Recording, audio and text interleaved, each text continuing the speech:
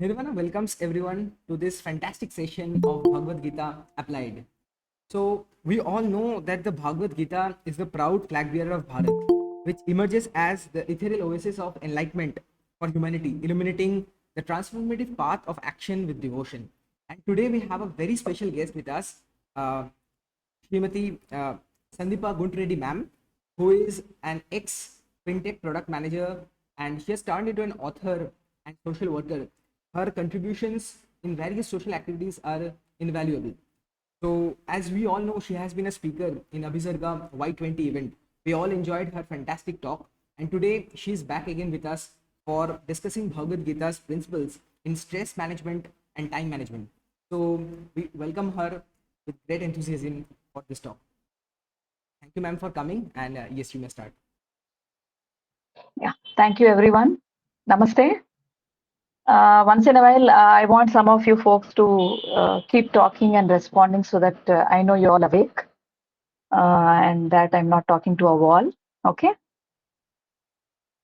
Yes, Let me quickly start. Let me present. Mm. Are you able to view my screen? yes, ma'am. Your screen is visible. Yeah.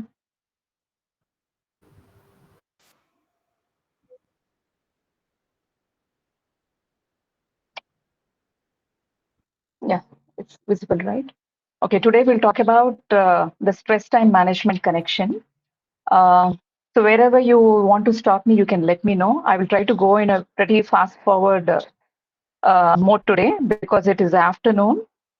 3 o'clock to 4 o'clock is a very testing period, not just for you, for me too. So I'll try to do at the fastest possible speed.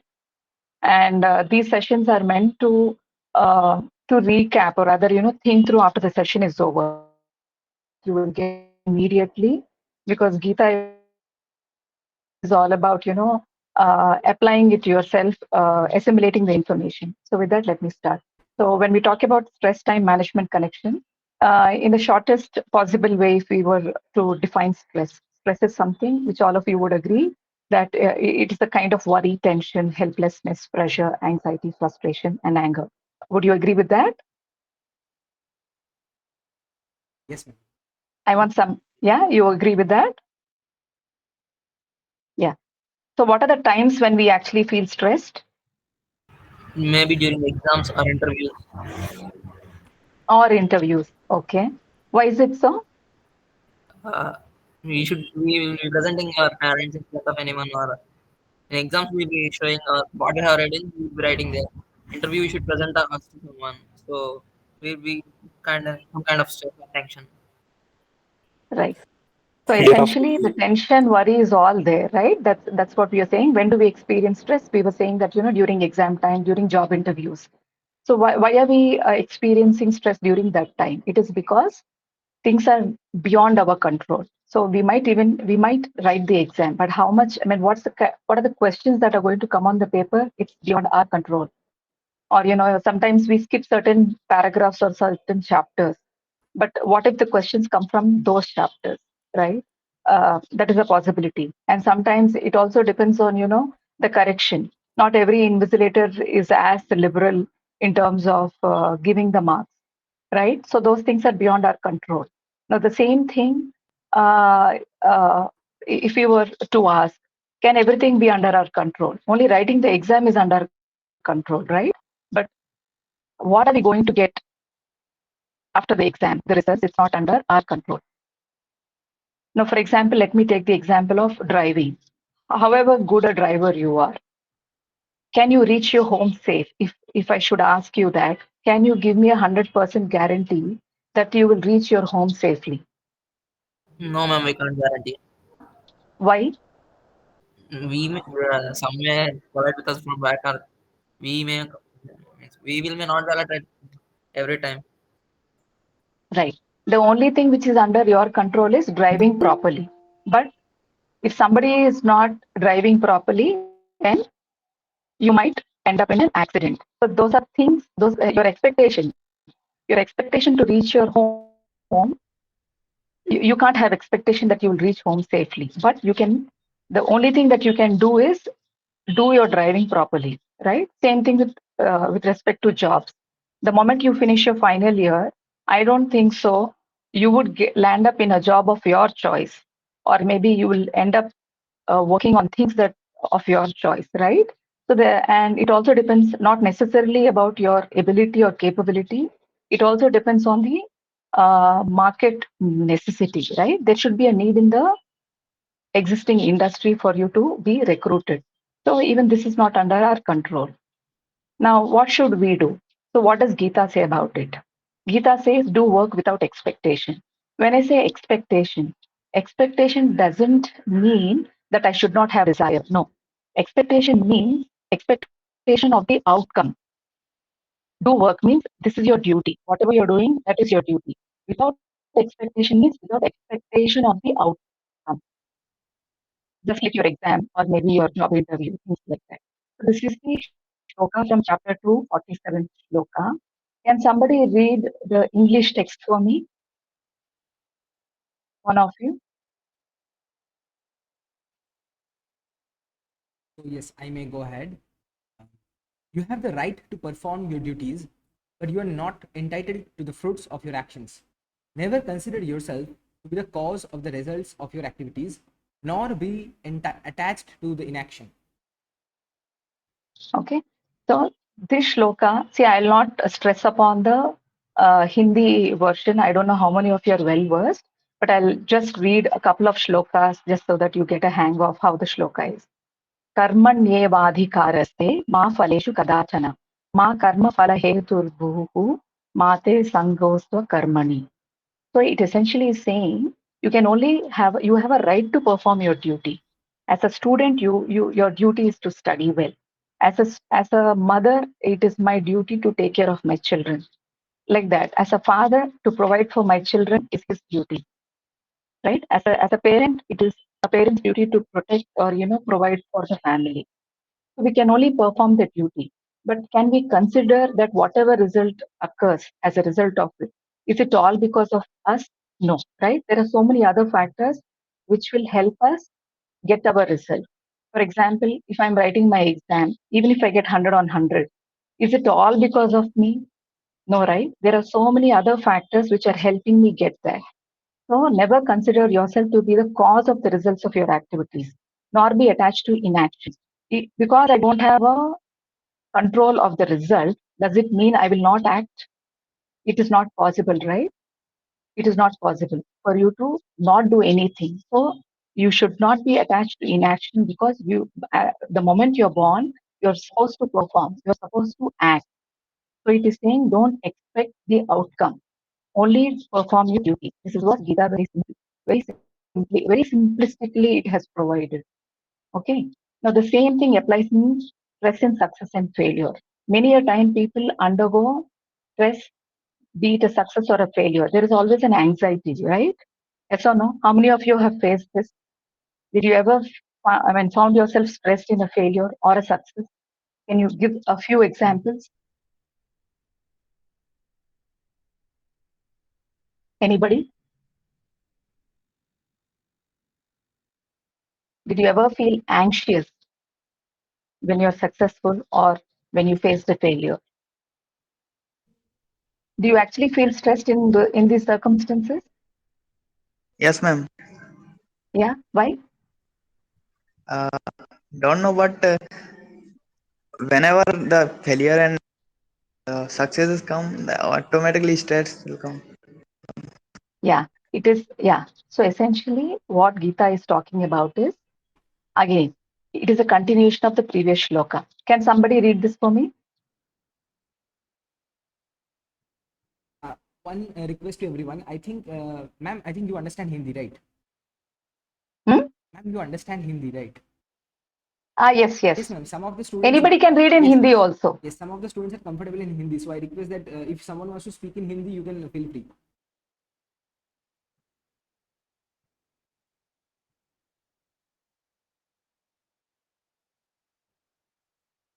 Somebody wants to volunteer to read the shloka? Yes, ma'am. Yeah, please go ahead. Be steadfast in performance of your duty.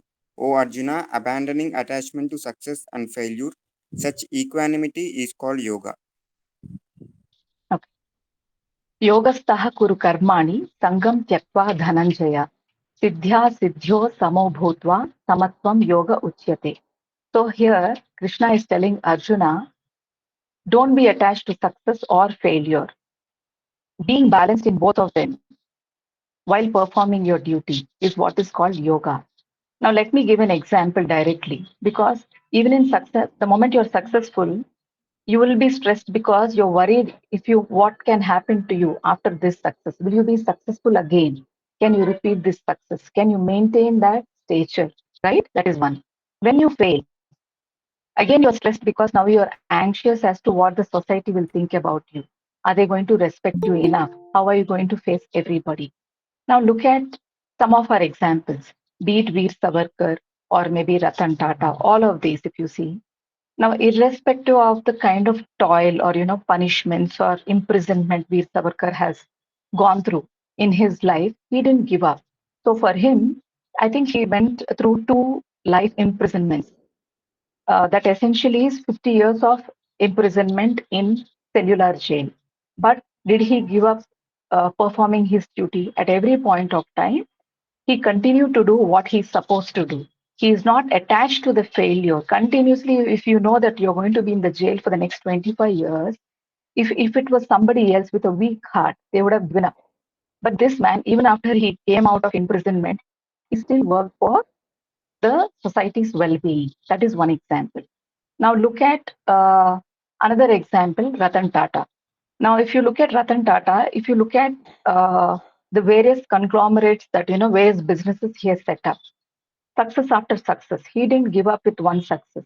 He continued to perform. He was continuing to do his duty without losing his balance at his first success or the second or the end. Now, let us look at the scene of Kurukshetra.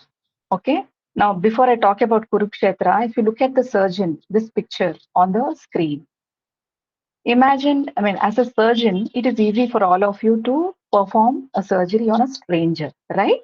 But if it were your own daughter or your own brother or somebody, who is really close to you, many of the surgeons today, they don't want to operate on their spouse or their children. Why is it so? Because they are more very attached to the child, right? Or the spouse. So because of that, there's a lot of anxiety that kicks into the system of the person. That is the reason they can't. Now, the same is the case with Arjuna in Kurukshetra. Arjuna is saying Krishna, he's telling Krishna, Krishna, look here, I have to fight with my family.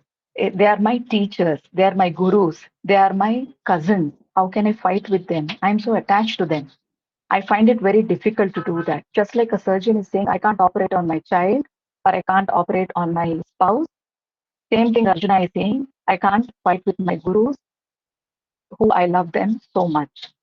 But is this what we are supposed to do?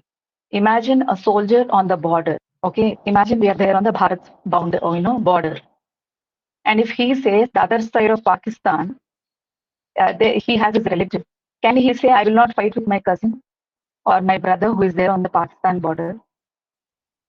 Is it his duty? What is his duty as a Kshatriya or a soldier? He's supposed to do his duty. But if he says, if he is attached to the other person or the situation, he won't be able to do his duty. So that is why the shloka says, don't be attached don't have attachments. So one, you're worried because if it is a success, it means you're going to kill your relative. If it is a failure, it is an insult, right? Either way, people are going to lose when there is an attachment. That is why Krishna is saying, don't be attached, be it a success or a failure, just do your duty. That is what Gita is talking about. Same is the case with, how many of you saw the launch of Chandrayaan 3 the other day? I think last week. Most of you would have watched being at home, right? Yes, ma'am. Yes, ma'am. Right. Now, Actually, some of if you our remember the, yes, ma'am. Some of the PhD scholars and people who are in the campus, they went there actually in Sriharikota because the college is very near to oh, Sriharikota. nice. Yeah. Oh, nice. Very nice. It's a beautiful experience. If you look at the initial days of ISRO, I mean, the kind of things, with the little resources that ISRO was given, they went through a lot of toil. People were, mocking at ISRO for the kind of resources that they had and the bigger dreams that they had. But today, if you look at success after success, even with multiple failures in between, ISRO is still performing well. It is not giving up. So this is not being attached to a failure or not even attached to a success. So that is what the shloka says. The very first point of this entire presentation is do work without expectations. When I say expectation of the outcome or being attached to the success or failure. The second point I'll come to is being true to yourself. Do you understand when I say be true to yourself? It's like, don't imitate, okay? Don't imitate, be yourself. The moment you start imitating, somebody will mock at you, right? Because everybody knows that you're not yourself, right? So why is it so? When do we feel stress in general? Stress comes from a place of conflict. It is a conflict between your mind and your heart. For example, everybody is saying so and so job is in vogue. You will get very high paycheck if you do this job. But somewhere in your mind, you want to do some other job which is close to your heart. Now, which one would you follow? One is giving a high paycheck, but the other part, the other job you like a lot, for you, doing that is a pleasure. It is not a work, it is a pleasure, right? It is a joy to do that work. But you are in a conflict, right? That is when you get a stress. So, stress comes from a place of conflict between your mind and the heart. So, what should you follow?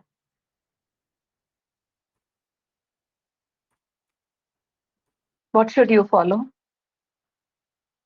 Anybody?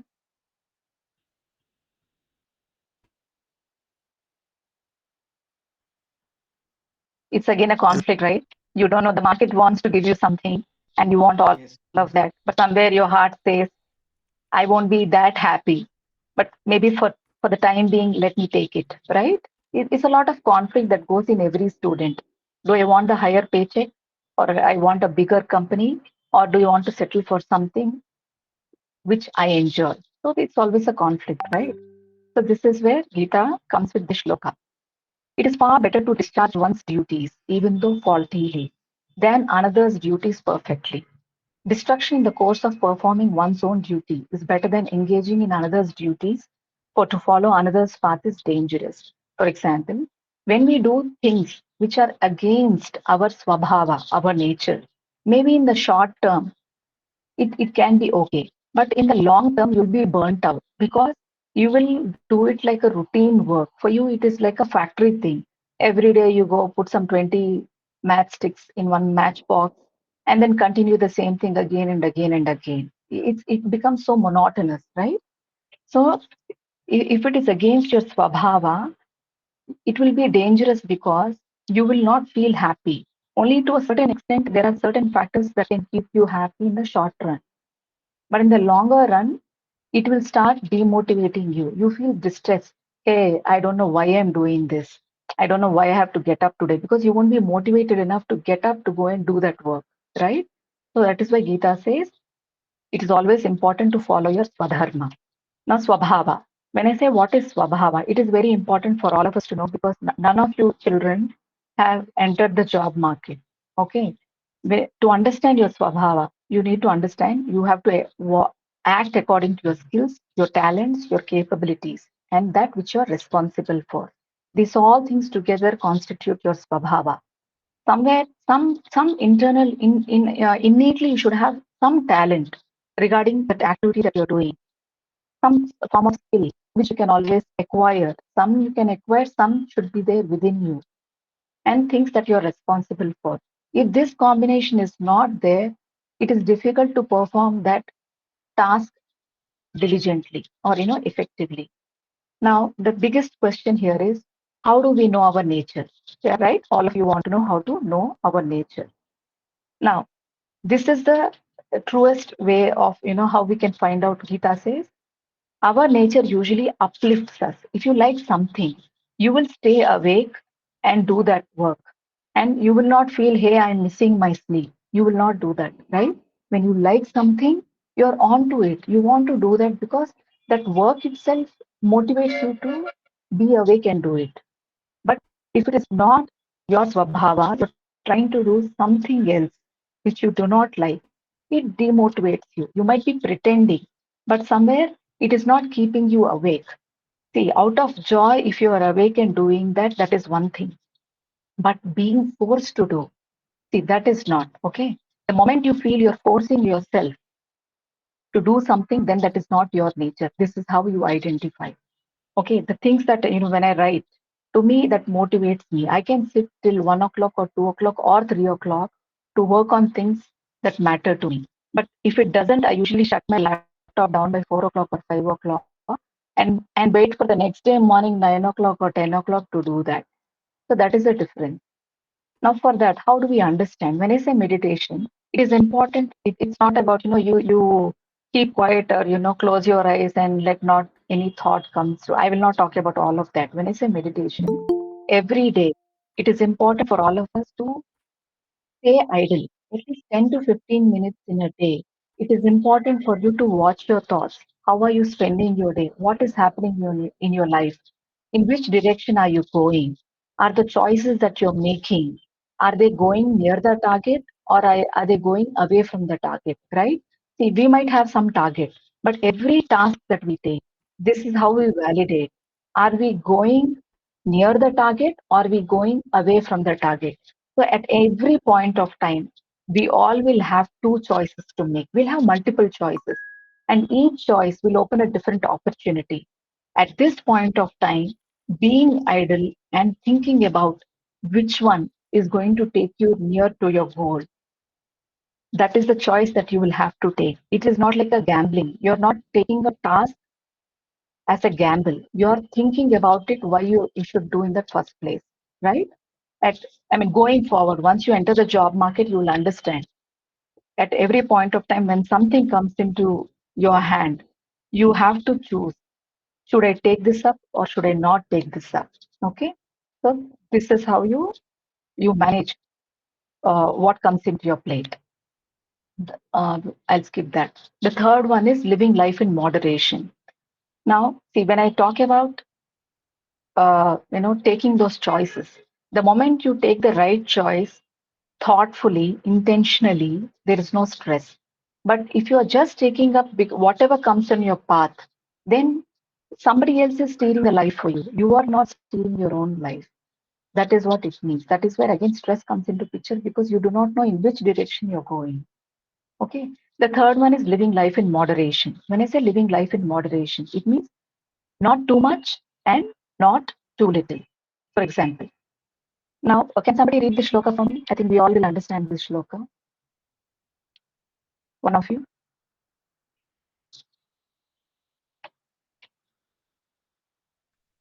O Arjuna, those who eat too much or too little, sleep too much or too little, cannot attain success in yoga. But those who are temperate in eating and recreation, balanced in work, and regulated in sleep, can mitigate all sorrows by practicing yoga. Okay, thank you. So essentially, it is saying be moderate in anything that you do because we all have created a lot of habits in this journey, right? All of you might be in your 20s, around 20s, right? So usually, by now you would have created some habits. Suddenly, if I tell you, hey, stop watching mobile, if I say stop watching TV, don't go for movies, don't eat junk food, if I say all of this, if you stop suddenly anything 100%, it will keep coming back to you. You will be more forced to do that. So it is important, whatever we do it in a moderate way.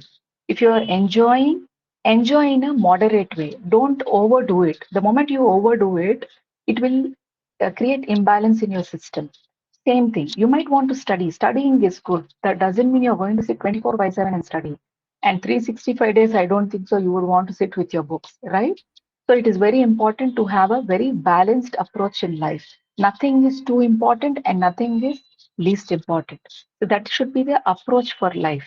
Tomorrow, even if you want your highest promotions, or maybe you want to be the CEO of the company, or even if you want to be the entrepreneur, irrespective of what the choice is, leading a balanced life, having a part of everything, just like our South Indian thali, right? In South Indian thali, you have all kinds of things, right? Life also should be like a thali. It should have a piece of everything. Only then you will enjoy. Otherwise, you'll feel that, for kiske liye I am doing all of this. For what sake? After a moment, everything becomes very mundane.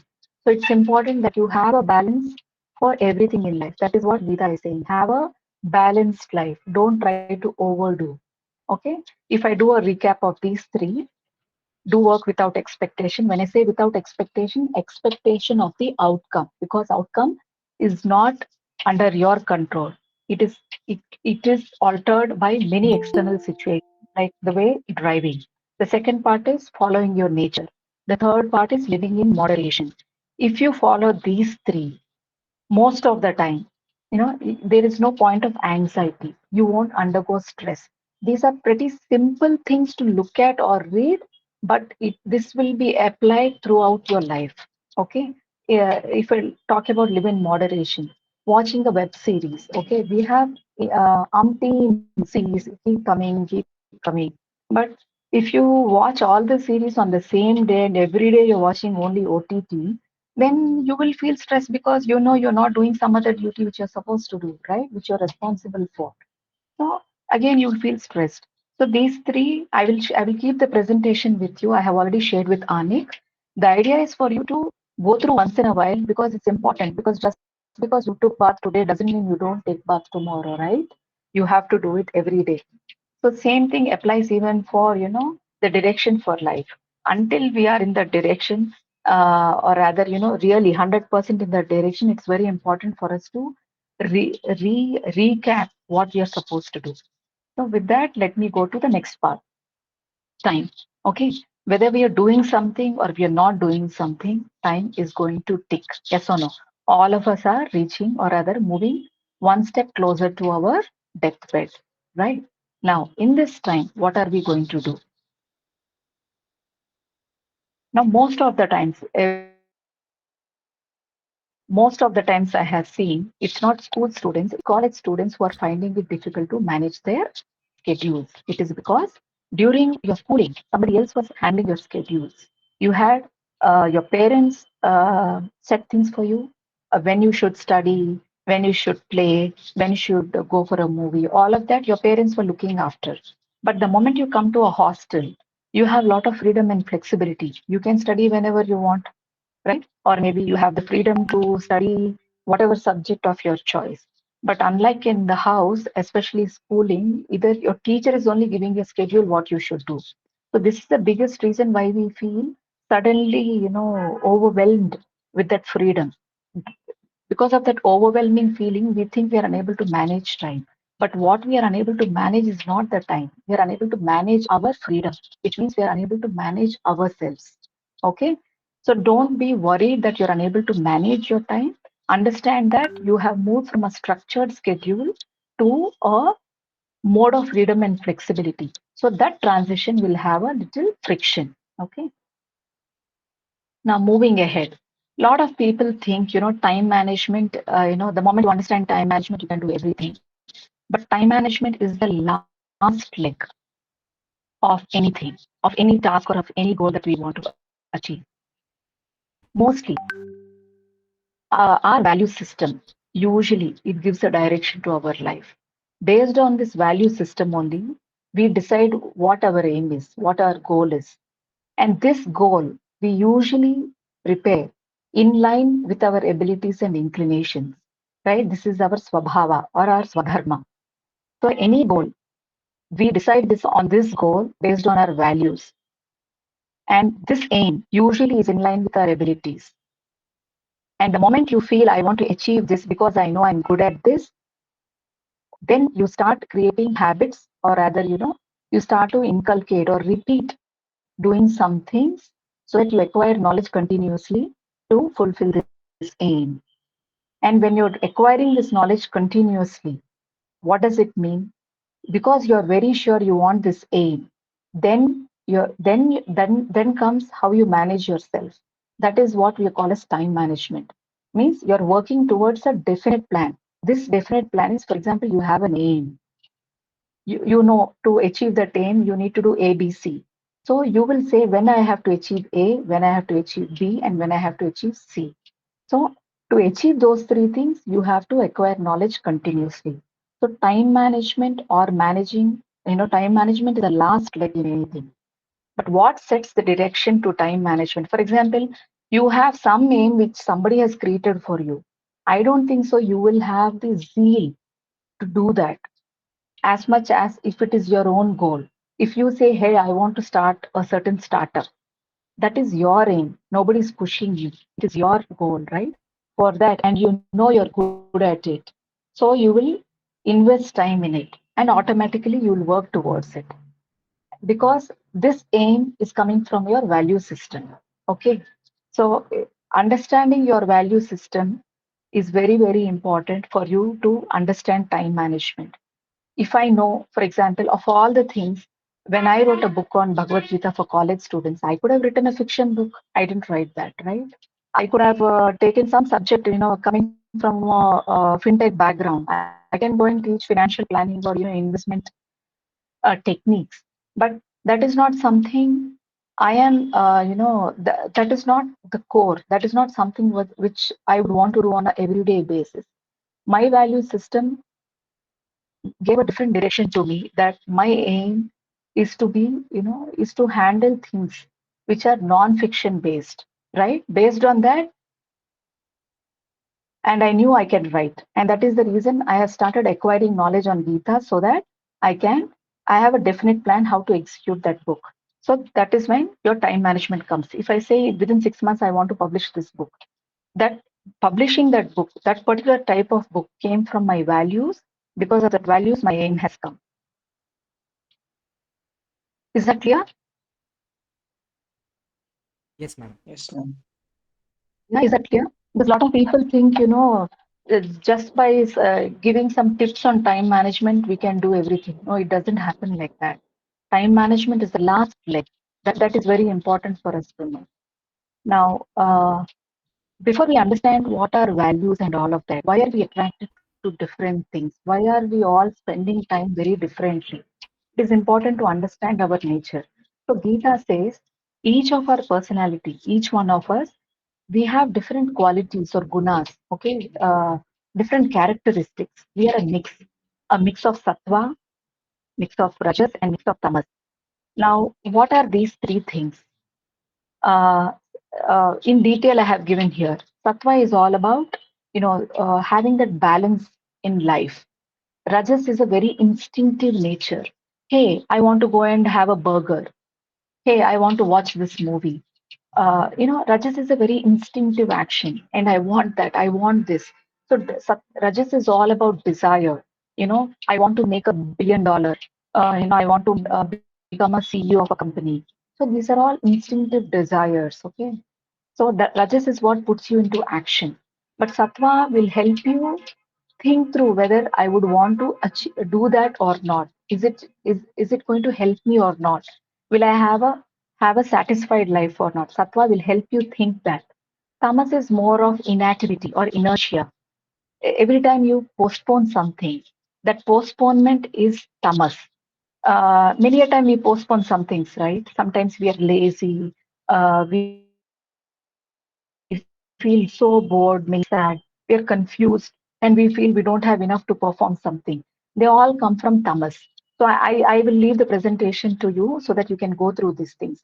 But the point is, each one of us, all of us individuals, if I think why Ratan Tata could spend his time so effectively and efficiently while I am not able to, it is because each of us has a certain, we are born with a certain set of characteristics. Does that mean that we will stay like this forever? No, but we are born with it. So it is in our hands how we change this nature. Imagine I'm a more instinctive person. How would I change myself to more sattvic person and reduce my tamas? So all of us will have a mix of all of this, but to what extent? In that 100%, how much is sattva, how much is rajas, and how much is tamas? That is what constitutes somebody's successful journey or unsuccessful journey. So this is important to know. But this also means that knowing what we are, we can move away from that to a better way of living.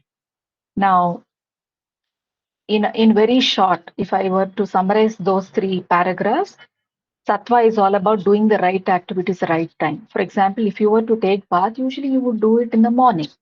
You will not say, I will do it at 1 o'clock in the afternoon, right? Same thing. Rajas is passion. Passion is, energy, instinctive nature. Yeah, I want this. Tamas is of, procrastination, your laziness. So, but in inactivity, sometimes it's also important to be inactive. When I say inactive, to sleep. Sleep also comes under tamas. But the body needs a certain level of rest so that it rejuvenates to perform the next day. So having a good mix is always important. Now, why am I talking about these gunas? Now, all the activities that fall in our life, they fall under these three: urgent and important, not urgent but important, and not urgent and not important. If our life mostly falls under the mid category, not urgent but but important, and we do it, then we are actually leading a very smooth life and we are doing things in a very balanced state. If everything is urgent every moment of the time, it means we are leading a very messy life.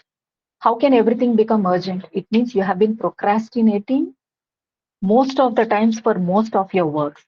No, I mean, waiting for the deadline to come. So, people, I mean, if we should try to see if you meet with an accident, okay, then that is urgent and important. You have to do now. But every activity cannot be urgent and important. So, it is important for us to be in the mid category, not urgent but important. For example, you studying on a daily basis or recurringly is not urgent, but it is important so that you're not stressed on the exam day. Okay.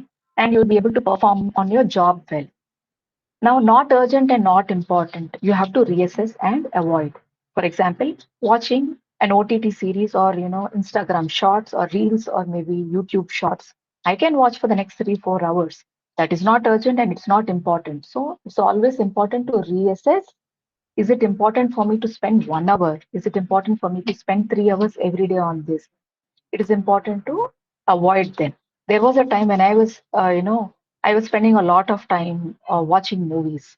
But over a period of time, I realized where my time, where I'm spending my time. So slowly, because of this, because I did not avoid this, everything became urgent for me. Everything became urgent and important. So, how can you have a balanced life? You'll always be stressed, right? So, it's important to be in the midsection. Now, how do we build gunas? Again, this is again linked to your expectations. The first part that we talked about. When we do action without any expectation, you build more of sattva guna.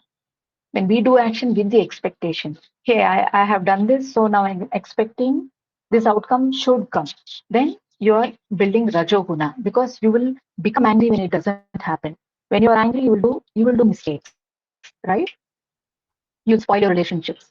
When we do no action and also when we act in ignorance, you build your tamoguna. So it's very important anything that we do in life, if we just do our duty without expecting the results, you will build your sattva. Now, this is very important. This is something which worked for me because this is something which my teachers have incorporated early in our hostel life. Now, it's important for all of us to track our energy levels. For every day, there are people who are morning people, there are people who are night people. But at that point of time, you need to know when are you most active. When you're most active, that is the time you do your most important and complex tasks. To me, I'm a morning person. So I usually do very important things. Any new requirements that I have to write for a bank, I usually do in the early in the morning. I do it before 5 o'clock. 4 to 5, 4 to 5 or 4 to 6 is my best hour. So usually I try to do even before my children get up when I'm not disturbed in the house. Now, moderate. It's more like afternoon. Okay, right now, for example, important, but it's less complex. Anything complex, it's good you do when your energy level is the highest. You should be fresh mentally and physically. And simple tasks, things that are routine work that you can do when your energy levels are low. If you do this, usually you will make the most of the time that you have. Okay. Now it's important, all of you, how you track your energy levels throughout the day. Now, it's important for you also at this point of time. And It's going to be very foolish if you try to identify this at 40 years. I mean, which I have identified, just few years ago. But if you do that, then it is as foolish. I mean, you can't have more foolish people than that. So it's important that you identify why you postpone, so that you are more aligned. So common reasons for procrastination is when something doesn't align with what you value, you postpone. When something doesn't align with your abilities and inclinations, you postpone and not working enough to complete. So there are and saying yes to everything that comes your way. If you just say yes without saying a no, then naturally what you're supposed to do, you will postpone. So you need to understand why you are unable to do something which you have planned and why is it repeating. So it's important for you to take that down. Now, the last part of today's topic is this last shloka. The faith of each is according to his nature, O Bharata. This human being is comprised of faith. As his faith, so is he. So this is a I mean, I was talking about, the time management is the last leg, your value system. When I say faith, whatever you believe in, based on that is what, that is what people will value you for. Okay. Or rather, everything that you do, it is based on this faith. And where does faith emanate from? It comes from your nature. Let me simplify this. Now, for example, if I think, okay, beauty, if I am beautiful, I can conquer the world. So what would I do? I will have the time spend time how I make myself look more beautiful. I will go spend money in buying good creams or good makeup, lot of cosmetics, going to parlors, doing all of that, right? But for somebody who thinks money is more important, so their only focus is what should I do so that I make more money? Everything else is a secondary thing for them. So each one whatever they where they put the faith in it that is where they spend most of the time. Okay, now this faith is usually established based on the nature of the individual. This nature, again, we might be born with a certain nature, but we can always grow above it. We can always rise above our base nature. When I say base nature is your animal instincts. If you do not grow above that, then you will only do mediocre works. You will not do something which you will be remembered for in history. Now, let me look at few examples. If I look at some of, Ambedkar, for example, Ambedkar, by his nature, he had a faith that education is what can raise the masses. Okay, so he has put more time in giving education or making sure the poverty people can come out of that poverty through education, like that. So each one of them, if you look at in our history, each one, for example, Gandhi was more into non-violence and truth. He had a faith that that is what is going to give a man a successful life. Now Kalam always believed that hard work, perseverance, this is what can create wonders in one's life. So each one had a certain faith based on which they invested their time. So it is very important that to identify where our faith is. Then we'll accordingly invest faith. Imagine your faith is not good enough, then it means your nature itself has to be upgraded, which means you have to create new habits because we might be born with something, but we can always create new habits so that new tendencies, new samskaras are inculcated in our system so that we automatically do the new habit instead of always behaving with the old habit. Okay. So this is very, very important because uh, we all are born with some habits. By nature, we are inclined even to some stupidest things. But once we create new habits, automatically the old habits will get faded away. I'm not saying they'll be totally removed. No, you won't eliminate everything, but they'll be faded so much that they become inconsequential in your life. Okay. So when you have a great aim, you will make time and you won't be stressed. And great aim comes from great values. And great values comes from great associations and habits. So this is the only way where time and stress can be managed. There is no other way how you can manage stress and time without understanding our value system system without understanding our associations or our habits, because of which our aim is created. Because of this aim only, we are able to spend our time in a certain thing. So that's all I have. If you have questions, I'm very happy to answer.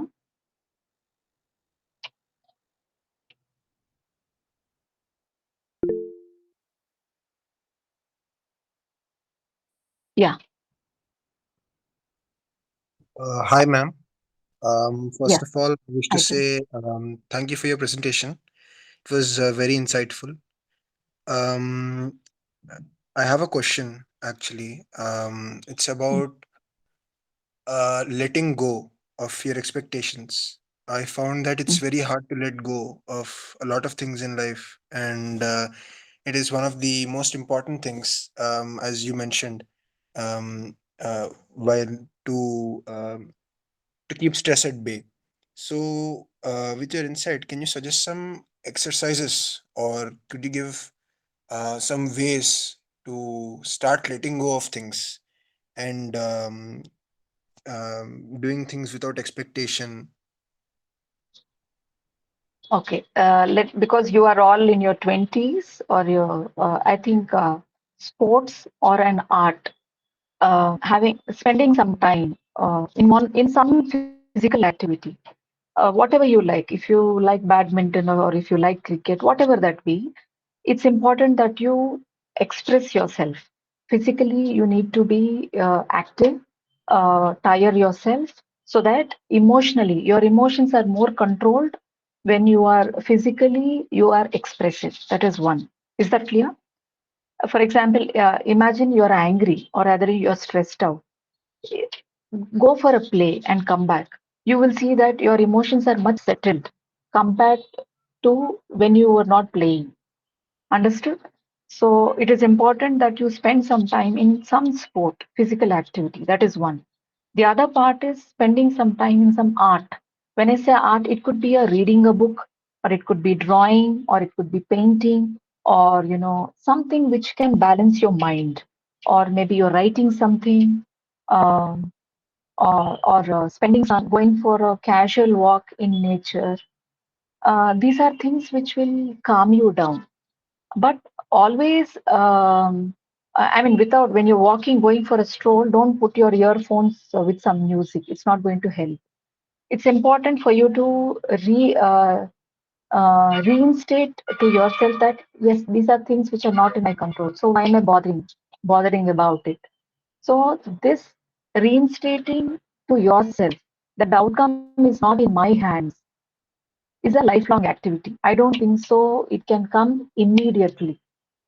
For example, even if you know, many people say, I know all of this, but I'm unable to control myself. So it is important for you to be attached to a higher goal in life. When you have a higher goal in life, so this is what is working for me, because I'm extremely a very rajasic person by nature. But I'm trying to gain more of tamas, and I want more sattva also, because I become very restless. When I want to do some work, I become sleepless. I have to finish that work. But that is not good for my system because I can't continue like that. So, and also that expectation part you were saying, right? You should have a higher aim. Many a time, because after I quit my corporate job, many a time, I mean, I've been working for NGOs. So when you are a volunteer, what can you expect? One, you don't get any monetary gain. Two, you might not even be rewarded for it.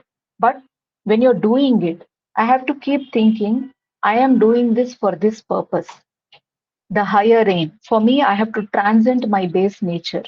I should be able to do even for no money, because I always felt, if somebody is not giving me money, can I perform this work? But deep in my mind, I would want to be that person. I want to be that person where I can do it without money also.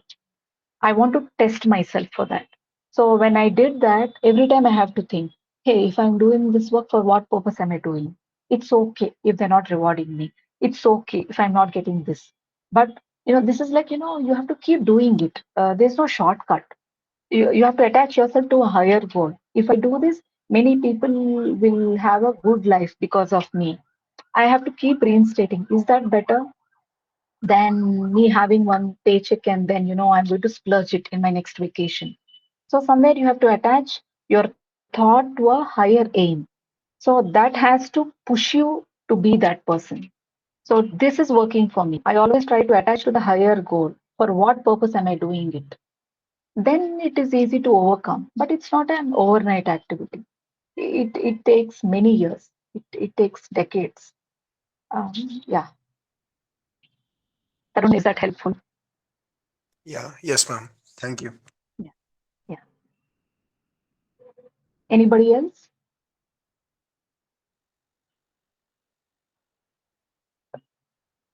Please feel free to ask anything, because all the shlokas that we are talking about, they might look very simple. Because even if you are able to follow one shloka for the rest of your life, I think you have cracked it. Just one shloka. If you're able to apply in your life, I think, I mean, that is a better success. I think that itself is very difficult. So at every point of time, recollecting it and attaching ourselves to higher aims or higher goals is the only way we can rise above our base nature. Otherwise, we will live like an earthworm or maybe some ant who are just living for a survival, right? Most of the people today in urban, people are they only want to maintain lifestyle. But what is lifestyle? Again, roti kapda makan, right? Maybe you're in a lavish house. Maybe somebody else is not in such a lavish house. But how have you improved the way you live, or the quality of your happiness, the quality of your joy? So these should be benchmarks. Otherwise, then it's the same thing for everybody, right? So attaching to bigger things in life is very important to move away from base nature. Ma'am, I have a question. Like, what is the ideal bigger goal? Like, we always talk about this attaching to bigger things, or like, what should be our target? And another thing is that, like, we in Bhagavad Gita, uh, we are taught about doing work without any expectation of the outcome. But generally, everybody has some Mhm. goal, has some vision, or some dream. We are always working for the dream. So, like, is Bhagavad Gita saying us, shall we leave the dream? Shall we just like? So, what is the please can you clarify? Like, what is the actual meaning of this message? Yeah. No, Gita is only saying, even Arjuna, if you see in Kurukshetra, Krishna is asking Arjuna to go and fight and kill everybody on the opposition. He is not saying sit back. He is saying go for a bloodshed. It is because he's saying do your duty. See, when do we do our duty? Because we have aim. What is Arjuna's aim? To win the war. Nobody goes into war to lose, right? So, not having an aim is not what it is saying. We all should have an aim. But what do you say? When you say higher, when I say higher, uh, when I say higher, it means something which can transcend my base nature. Um, Me working for myself only. Okay, base nature is something like this. If I do something, if I'm the only one who is going to benefit out of it, then it is purely base nature. But if you're doing something where many, many can reap benefit out of it, okay, then you are going above your base nature. So any activity that you do, it's not just you, your children, your spouse, your family members. The world at large should be benefiting from your action. That is the way you move to bigger goals in life. If your goal itself is so small, then you're limiting yourself. If your goal is bigger, automatically you will stretch yourself to do that. So it's like transcending me, I, myself, my people, my family, my house, my jewelry, my house, my car. The moment that my becomes we, that we is what gives you the power to do more. I think there are some questions here. Uh, how to overcome social anxiety and interact with others. The social anxiety, I mean, there was a time where, stage fear, for example, every time you get an opportunity to interact, understand that everybody has, their own set of issues. So don't think that you're an exception. Don't think that you're special. Don't think you're an exception, and also don't think that you're special. You're just like anybody else. The moment you understand that as a human being, we all have something or the other, that we go through. Social anxiety you can overcome. See, today, handling an online session is very new to me. It's been ages since I took an online session, but I can understand that same is the case that applies to everybody. And I can't see anybody's face other than I can only see my face. So this is also very difficult, right? I don't know whether you're listening to me or you're watching something on your phones. I have no clue. It can be difficult, but you need to understand that I can only do my duty at this point of time without being anxious about the outcome.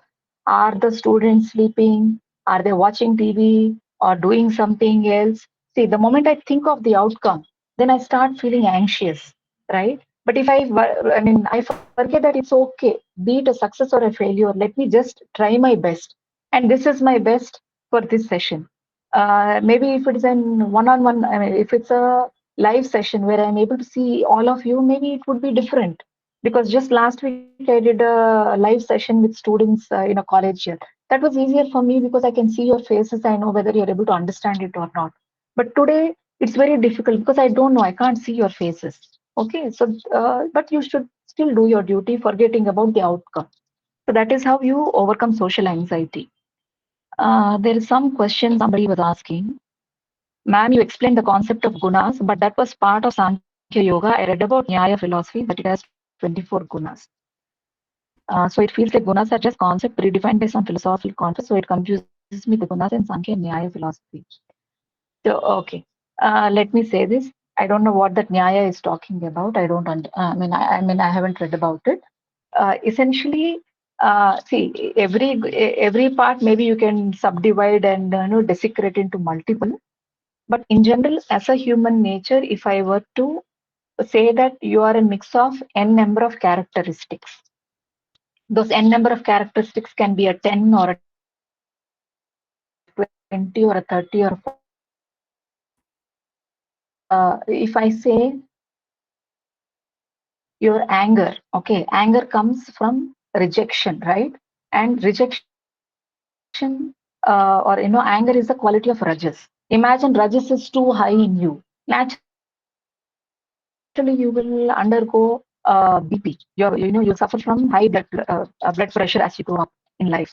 So each person can have different set, a balanced nature, an instinctive nature, and a lazy nature. Lazy. Let us understand. Let us simplify it. You're more balanced. You're thinking thoughtfully. You're taking a decision. The second part is instinctively you're just attracted, tempted to it and just doing it without even thinking whether the consequences of it. That is rajas. The third is you're lazy. Come what may, I don't want to do. ये मेरे साथ नहीं होता. No, I can't do it. You have already given up, right? That is tamas. So let us simplify it and understand: are we balanced, or are our actions instinctive, or are we always postponing, thinking that we are not good enough? Anybody who thinks I am not good enough is tamasic. Anybody who goes with the flow. When I say go with the flow, somebody else is steering their life. They are not steering their life. Somebody else is steering their life. Those people are rajasic. People who are steering their own life, they are more sattvic. They know what they are eating. They know what they are saying. They know what they are doing. Got it?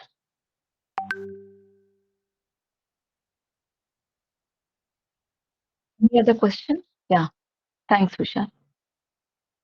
Yeah. Thanks. Anish. Any other question that you have? It's a good opportunity for you because these things I have sorted out at 37 or 38. By the time I realized, my prime time in life has already gone by. Not that I'm saying that it was unsuccessful, but I'm saying I could have done much more in a different way. Had I understood all these concepts much before, I would have invested my time in other places. So it's very important to fix things in the base before it's too late, right? Any other questions? Ma'am, I have a Yeah, yeah. small question.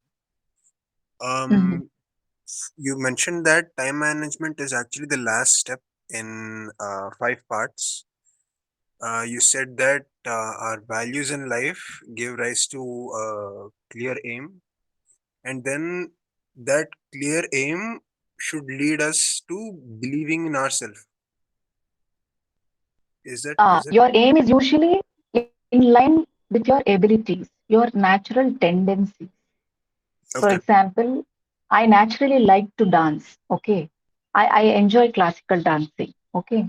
Now, I know that is inherent in me. I'm not a trained classical dancer, but that is something every time I watch on the TV, my feet move. I know I enjoy that. And I don't get tired doing it.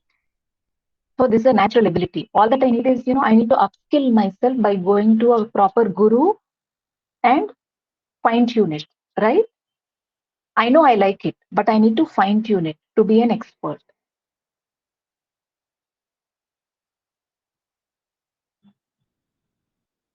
Any other question?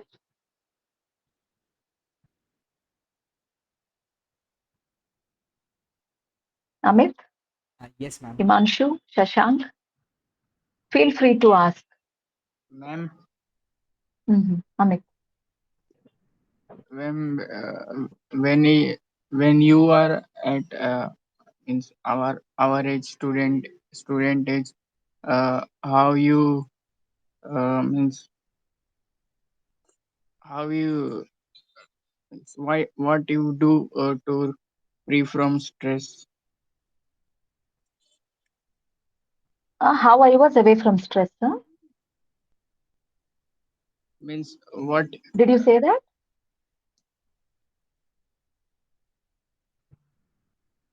Yes, I think he is Maybe trying you to can. say how he you are able to be free from stress in young age. I had a lot of friends. Lot of friends. I think it's important to have a good social life because once we have a good social life, right, we will not think that we are exceptions or special. We'll understand where we stand in life. So that usually helps you de-stress. By nature, I'm a little social person, so I always have friends. So it's easy for me to chill out with them, talk to them, gossip, free out. And I go out. I enjoy treks a lot. I enjoy sightseeing. So I have always been traveling. So that helps me de-stress. Majorly my family, my friends, and good hobbies. These are things which have de-stressed me. And I'm also a sports person at that age. So to me, I think those all helped. One, family. I mean, my sisters are my biggest strength. Anything and everything I can speak to them. And then my friends, I can talk any nonsense with them. And then I enjoy long walks. I enjoy travel. I enjoy dancing. I just put on music and then dance for next 3 4 hours. So these are the things which help me, feel that I have lived my life really well. So that helps me. I feel, the moment you feel very satisfied, there's no more stress.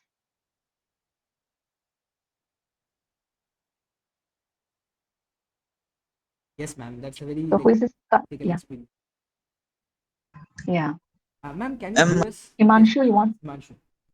Ma'am one doubt ma'am, जैसा कि आपने बताया कि अगर आपके पास दो रास्ते हैं, एक कोई अपनी मनपसंद जॉब को चूज करने का, या फिर एक वो जॉब जिससे आपको मतलब ज्यादा पेइंग मिल रहा है, तो मतलब इस समय तो हम अपनी मन की कर सकते हैं, जैसे मुझे जिस चीज में प्लेजर मिल रहा है उस जॉब को करूं। बट अगर वो जॉब हर तरह से मेरे घर वालों और मेरे लिए थोड़ा सा नुकसानदायक हो, जैसे जैसे आर्मी हुआ कि मुझे अपने घर वालों से भी Mhm. दूर रहना पड़ा और मेरी जान को भी खतरा है, तब भी क्या मुझे अपने प्लेजर को ही चूज करना चाहिए या फिर जो मेरे लिए फायदा है उसको? Okay. Uh, See, again, we are talking about swabhava, right? Swadharma. So Swadharma is just not about what you like, it is also about what you're responsible for. So when you are not doing what you're responsible for, again you will feel stressed, yes or no? Because somewhere you're feeling guilty that you're not doing what you should be doing, right? So whatever you choose should be a fine mix. The moment it is a fine mix. Until you come to a certain safe zone, you have to see if you really want something badly, you will somehow convince them.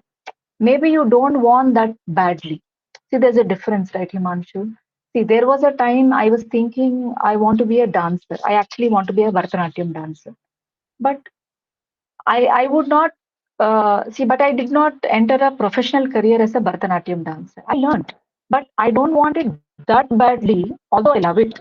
But I don't want it that badly that I will not go into a corporate to make money to provide for my family. Okay. Now, I think for almost 12 plus years, I was there in the IT industry.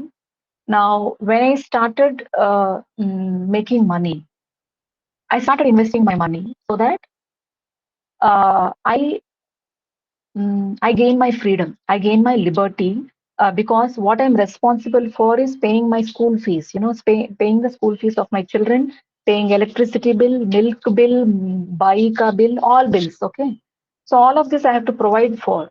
So the moment I have invested all of that properly, and I'm sure their life is taken care of, and I have taken care of the shelter, then I have quit the corporate career so that I can pursue something which is totally, something, which I am looking forward as the next step in my life.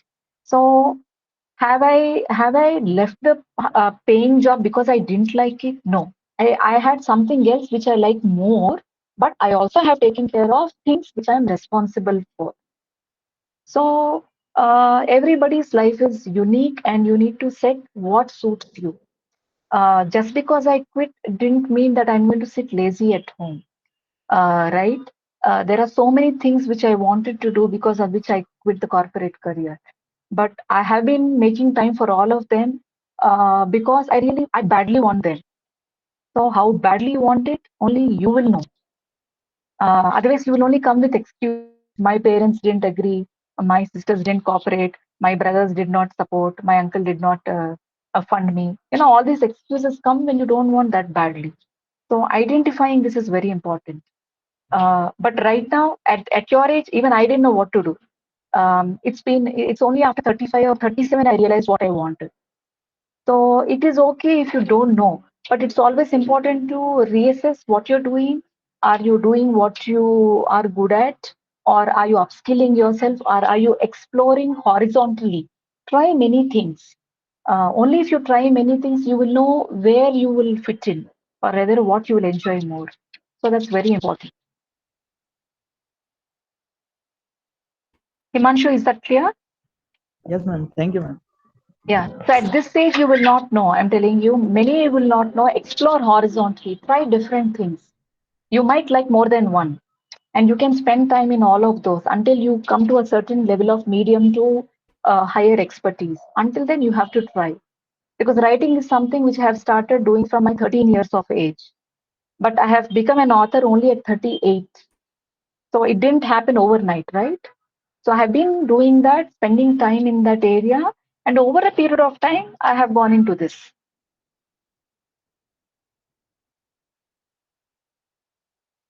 Raghavendra, any questions? Shashank? Vishwadeep?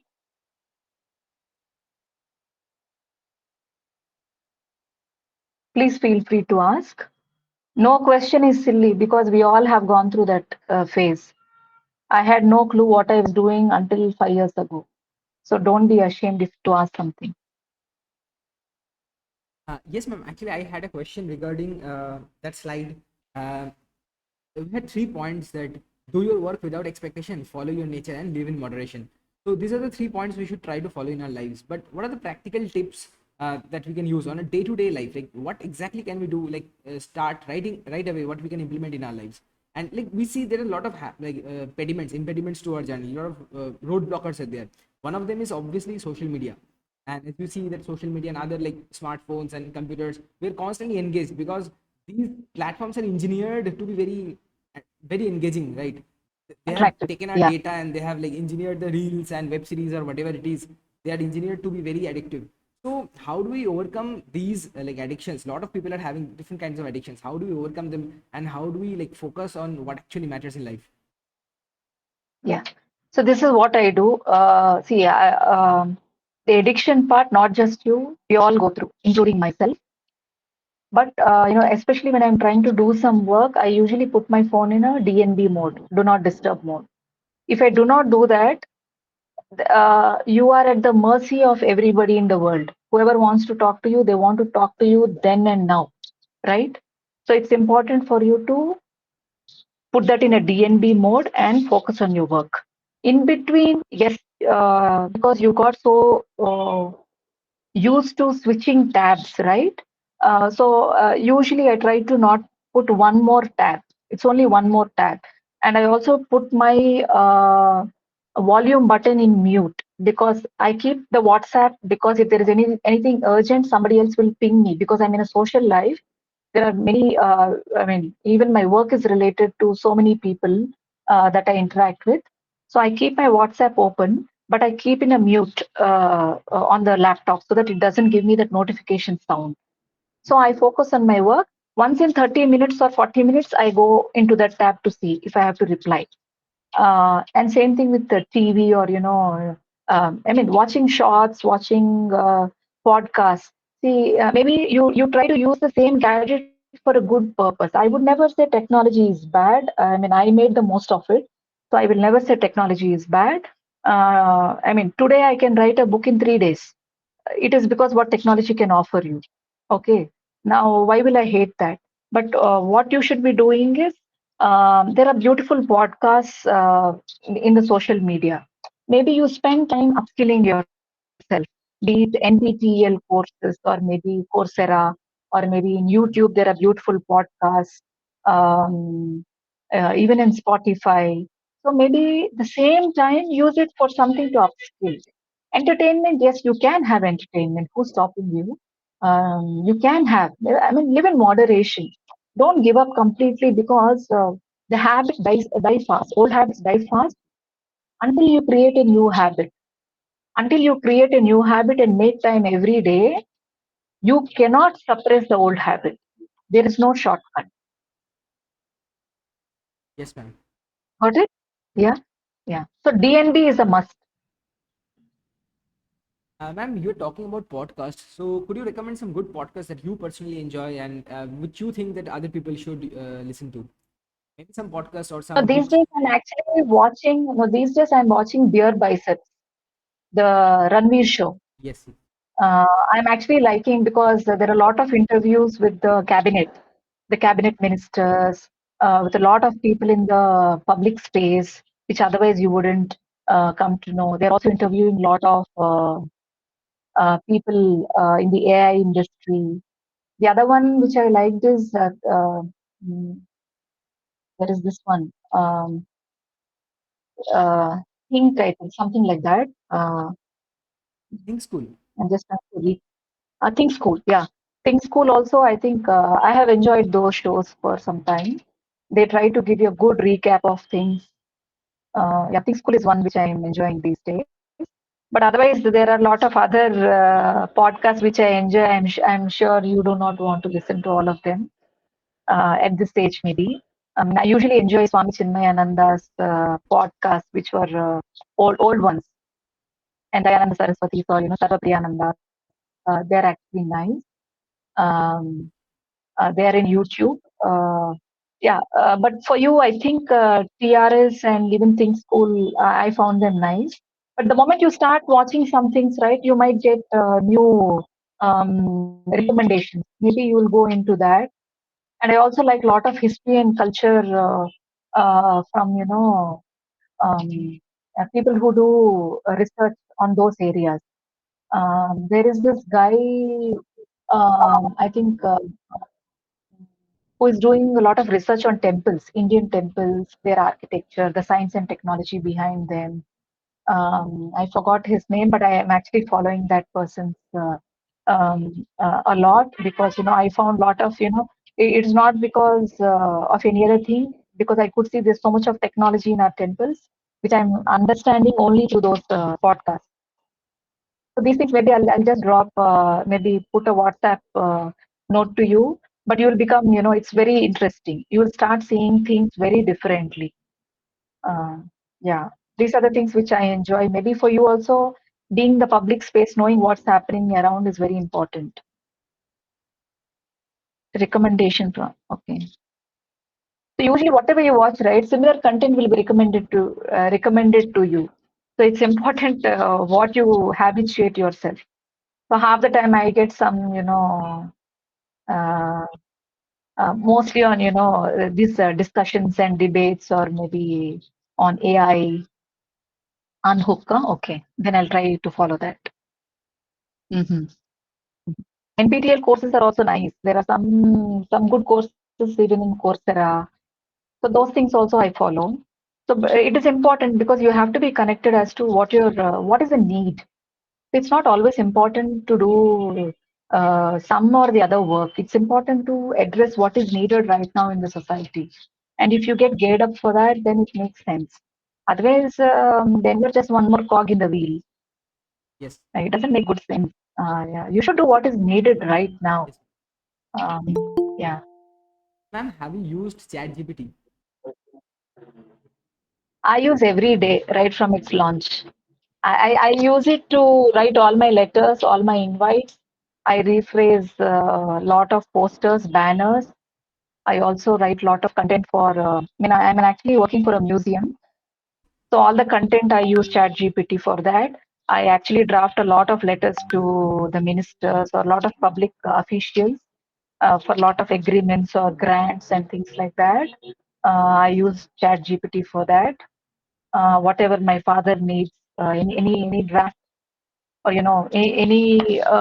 any important formal letters or informal letters that you need to write to public officials, I use ChatGPT. Or maybe content on my new book which I have started. So even for that, I'm using ChatGPT to get some new stories for me. Ma'am, as you So have when you know what you want, it's easy. so as you have a like a product management background, so what do you think? How will ChatGPT affect the future of jobs, and and how would it affect the human consciousness and everything? Like, see, we are now getting AI clones of human beings. Like, you can train some model based on your replies. Let's say you have books, you have a lot of social media content. You can train AI based on you and make a AI clone of you that will just behave just like you. So, what do you think will be the future of humanity in these matters? Like, in terms of jobs, in terms of these AI clones coming up, they can mimic any human being. So, what is there in the future? No, it is only going to help. I don't think so. It is going to. You see, every time when there is a change in the society, right, the change management comes with a friction. Uh, that friction is going to be there. So it is important that we ride the tide. We have to own it so that it helps you do things faster. For example, the moment ChatGPT came, it's easy for me to write a chapter within the same day. Okay. Then I get more time, which otherwise I would have taken more time. I'm doing it in less time. So I have more time for my family. I have more time for exercise. I have more time to listen to the songs I like. I have more time to read all the good books that I have always dreamt of reading. So it's important to use the technology for what it is meant so that you become more productive, make most of your time, right? Your time is your life is more valuable. True. So if chat GPT or all AI tools are going to help you get more time for things that matter to you, then nothing like that, right? I can meditate for 2 hours. Who can stop me, right? So you have to think that way. Yes, You ma'am. will get more time. Yeah. So all this while everybody was complaining, right? I don't get enough time for my family, especially people, parents. Most of Yes. your parents would have said, I don't have time for this, I don't have time for that. Now you have all the time in the world. Go travel the world. Who's stopping you, right? True, true. Mhm. So yeah, so I would think it that way. Yes, ma'am. That was really a Yeah. fantastic explanation. Like, you connected so many real life points with the knowledge of Gita. That was really amazing listening to you. And honestly, ma'am, like most students were not listening to TV or other things. I think most students are just like me, smiling, and when they're relating the concepts, like when they're with their real life. So it was a really great pleasure for all of us to listening to you. And I was really able to relate these points that you said with my real life and day-to-day life. And I hope that others would have done the same. So thank you, ma'am, so much for taking out your valuable time and sharing your Thank knowledge with us. So namaste to all and thank you, ma'am, very much. So with this, we would like to end the Yeah. session. Thanks Thank for you the so much. opportunity, dear. Thank you. Thank you so much. Yeah. Thank you. I'll end the meeting.